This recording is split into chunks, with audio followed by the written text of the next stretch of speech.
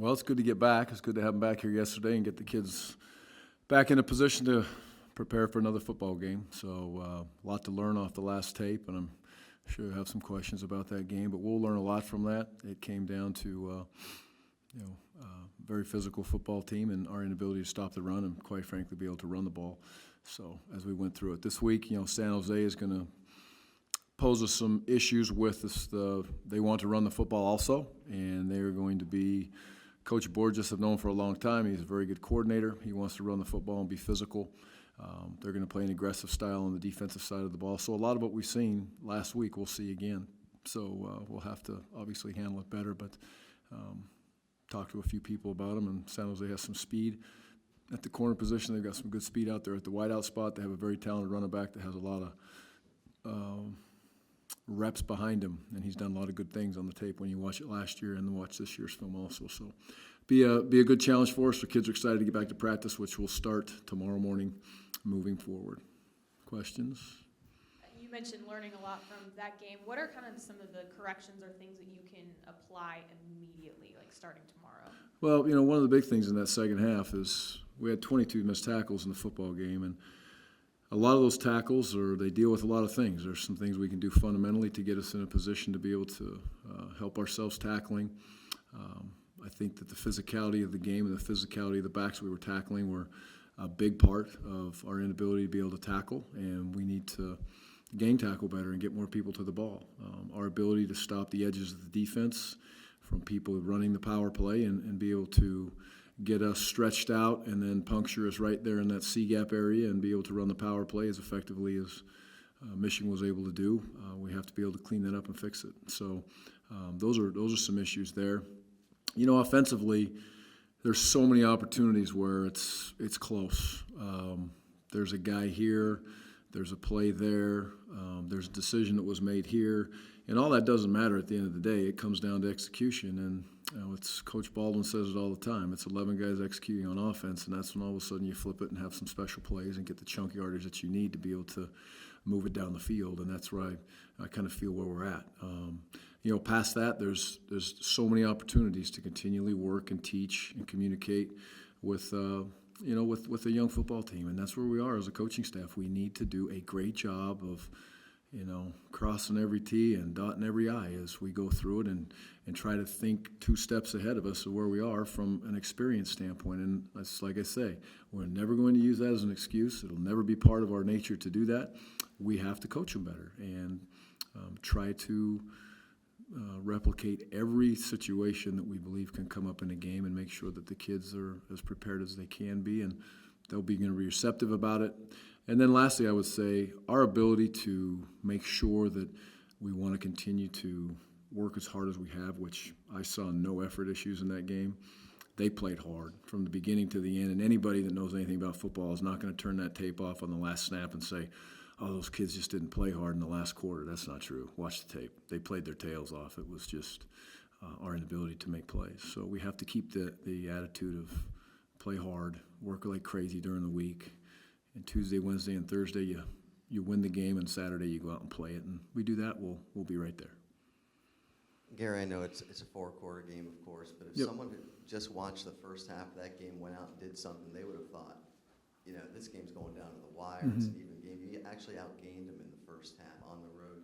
Do you take something positive from that, even though it was only for a half, that you're right there with Michigan on the road with a chance to do something in the second half? No question. There's a lot to learn in some positive ways off of that as we came out and we believed. Like a team that didn't have a belief factor that they could match up or they could play in front of that many people, or if the travel was hard or whatever, wouldn't come out and play the way that they played. And they did. They played aggressive. They played physical. They were prepared in their eyes mentally and physically. They looked to be right in a good spot. And then when some very, very bad things happened and adversity struck very quickly, there wasn't finger pointing. There wasn't a whole bunch of problems. It was just, hey, this has happened. We have to move on, and we have to find a way to battle back. We were unable to do that, obviously. And then in the second half, it was a completely different ballgame. We did not have the ability to move the football, and our defense was basically on the field. And once they got off the field, they didn't have very long to get a drink, and they were right back out on the field again. And that's hard. That's where Michigan wants you to be, right? They want to pound you, score a touchdown or get a stop, and then get right back on the field so you can't recover. And that kind of took place as we went through the game. So it was a team loss, offense, defense, special teams, and I look at myself right in the mirror and say, it's my fault. It didn't work out the right way, and I got to do what I can to help them get better.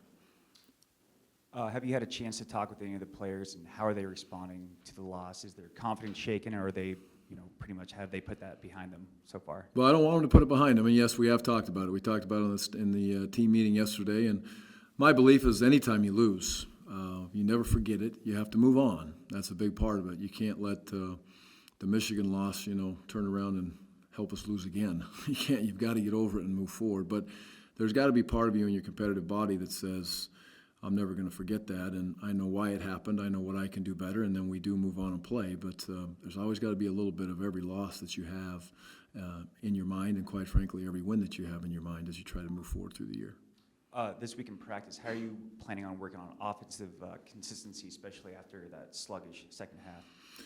Well, it's going to be key for us to, again, continually evaluate each and every young man, each and every scheme, to put ourselves in a position to be as effective as we can. So the simplest way to put that is, what does this young man do best? And that's the 15 or 17 kids that are playing on offense at all positions. And that's our job as a coaching staff, to evaluate that after 2 games and make sure we're doing the things that we're doing, what we think the kids can do at a high level to put us in a position to win games.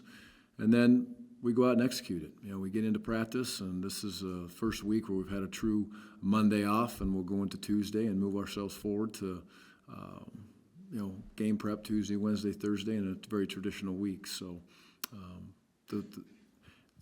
it's not broke. Okay, what we do is right. The way we do it is the right way. It's a process, and we knew that we would run into some adversity along the way. So we've run into some adversity, and we'll keep doing what we do, and we'll get prepared to play again.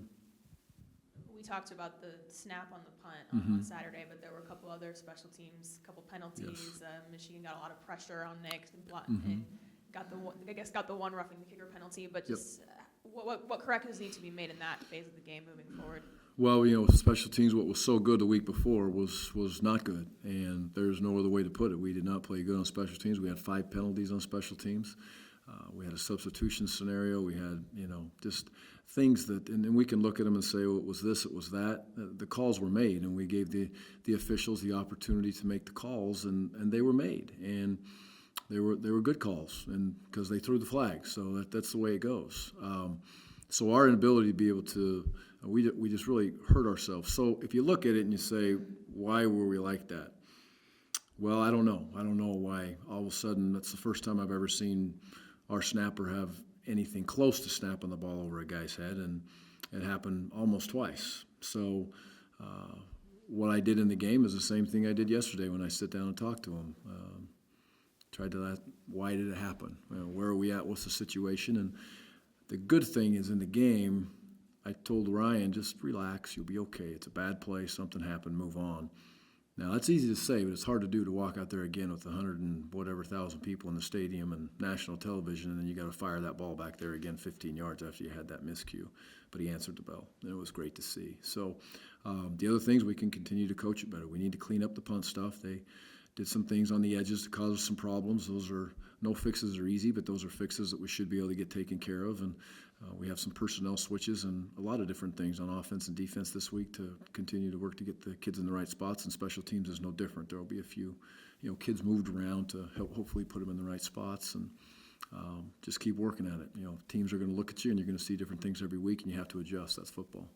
Is that snap motion and that skill something like pitching, where you could be the best in the world at it, but every once in a while it's just going to get away from you? Well, if that's the case, I hope that just once in a while is gone and over with. That's for sure.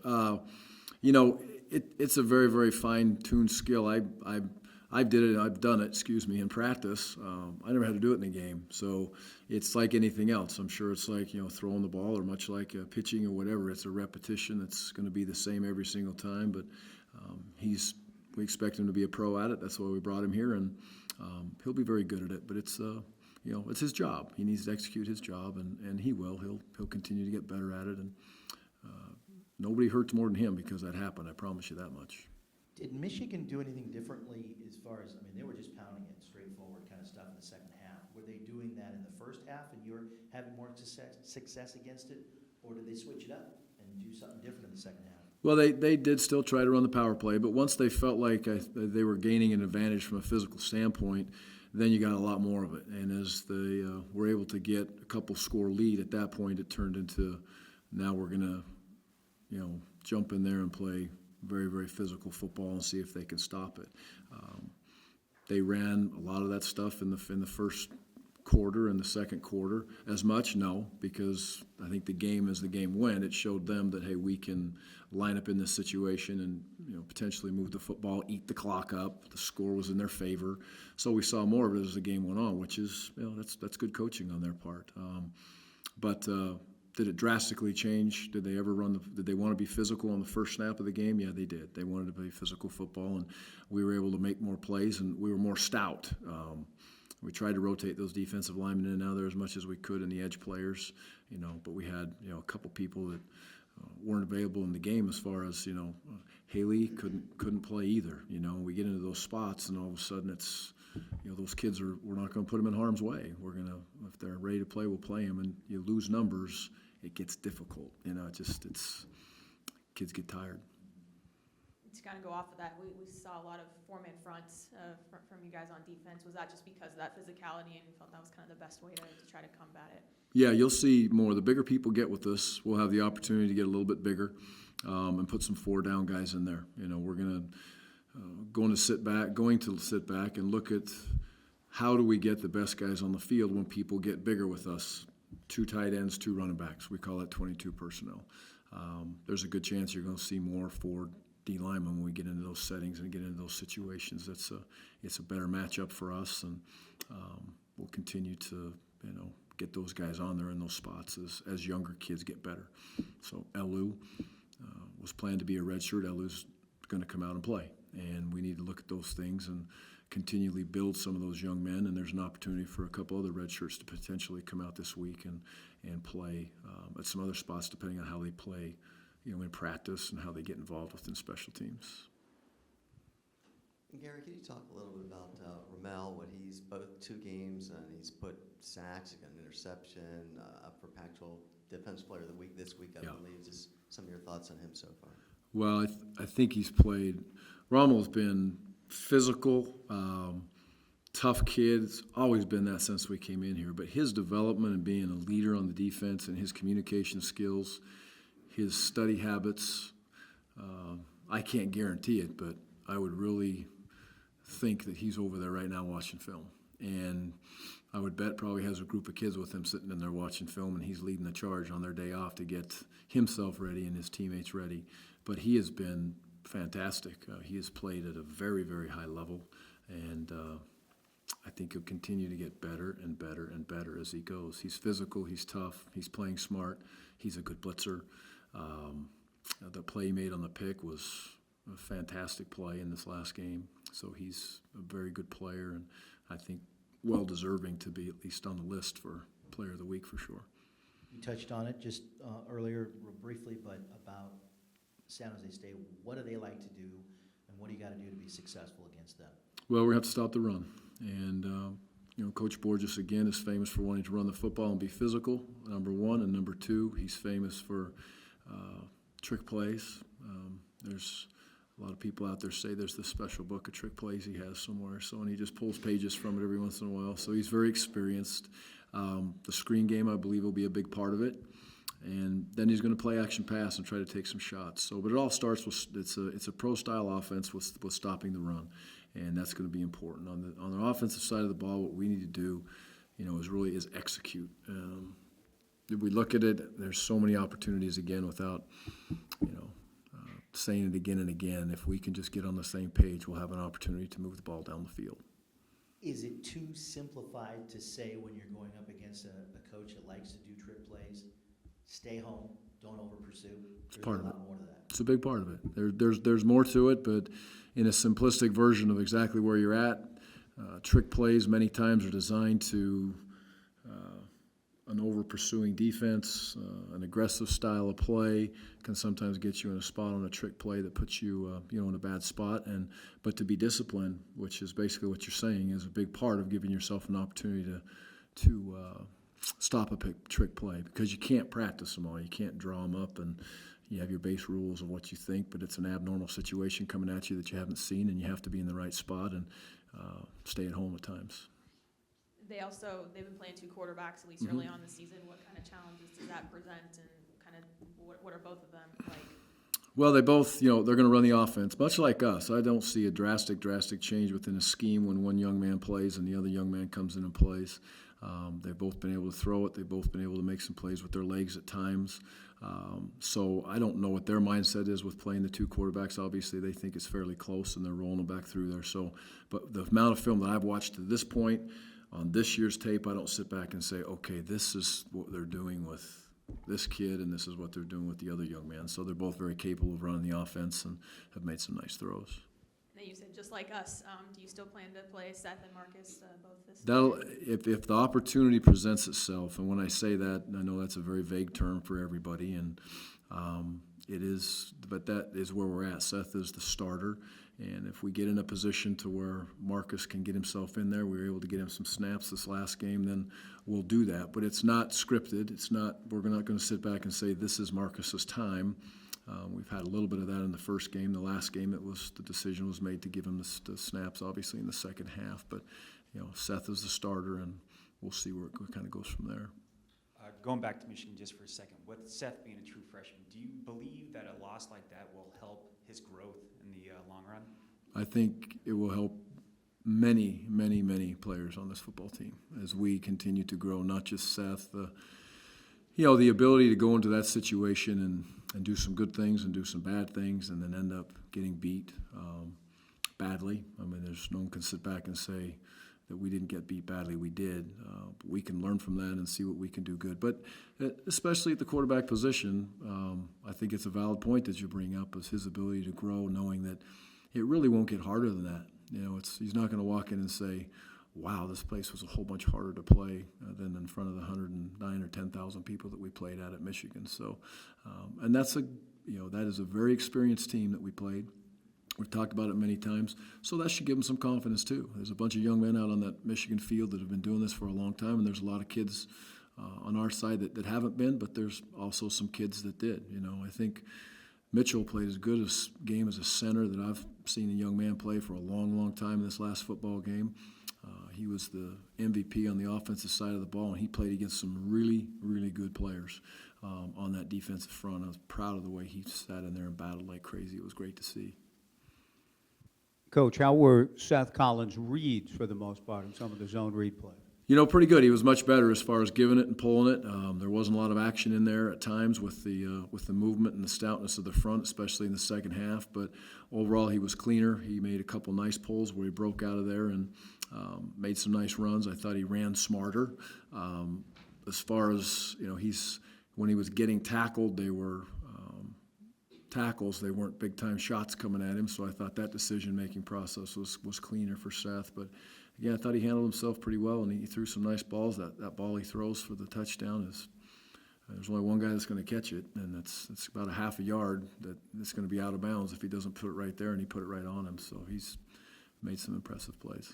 On film, did it bear out that Villeman took a wrong route on the play where he came up just short of the first down? Should he have veered out? Did you get a bad spot on that, or what? The spot is the spot, and again, it wasn't a bad spot because the official came back and he told me that they looked at it up top and that they felt that it was spotted correctly, so that it was the right spot. Would you like to say, hey, plant your foot and get up the sideline a little bit more and give us another half a yard? Absolutely, but then those are situations to where we need to we need to coach him better. And if that was our expectations in that situation for Jordan to be able to do that and get his foot plant and break back up the sidelines, then again, we need to coach it better. And we need to get him to get into that spot. We can't just say, oh, well, coulda, woulda, shoulda, Jordan.